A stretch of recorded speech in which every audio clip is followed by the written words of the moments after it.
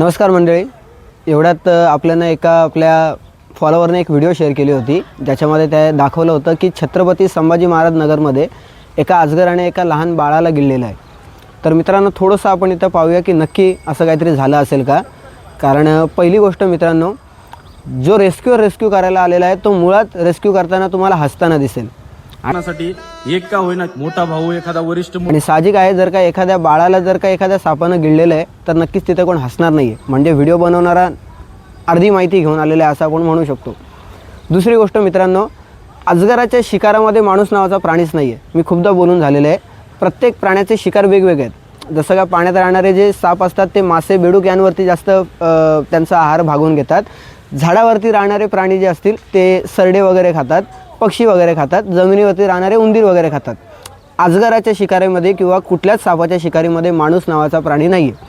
आणि जर का योगायोगाने कुठल्या तरी अजगराने माणसावरती हल्ला केला तर त्याच्यानंतर त्याला मारण्यासाठी सुद्धा खूप वेळ जाऊ शकतो आणि गिळण्यासाठी सुद्धा खूप जास्त वेळ जाऊ शकतो।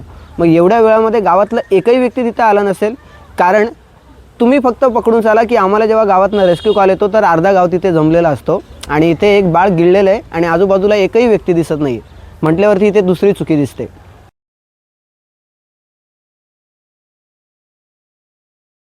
तसंच जर का तुम्ही बघायला घेतलं मित्रांनो, तर माहिती देणारा असं म्हणतोय की त्या बाळाला जिवंत गिळलेलं आहे आणि साहजिकच कुठलाच साप त्याच्या शिकाराला जिवंत कधीच गिळत नाही, त्याला आधी मारतात आणि मग गिळतात। सांगण्याचं कारण एकच आहे की जो व्हिडिओ बनवतोय त्याला सापांबद्दल माहिती शून्य आहे आणि असे अक्कल शून्य लोक व्हिडिओ बनवतात आणि सापांबद्दल गैरसमज जास्त पसरवत आहेत। मी आधीसुद्धा खूपदा म्हणालेलो आहे की अपुरी माहिती ही नसलेल्या माहितीपेक्षा जास्त धोकादायक असते।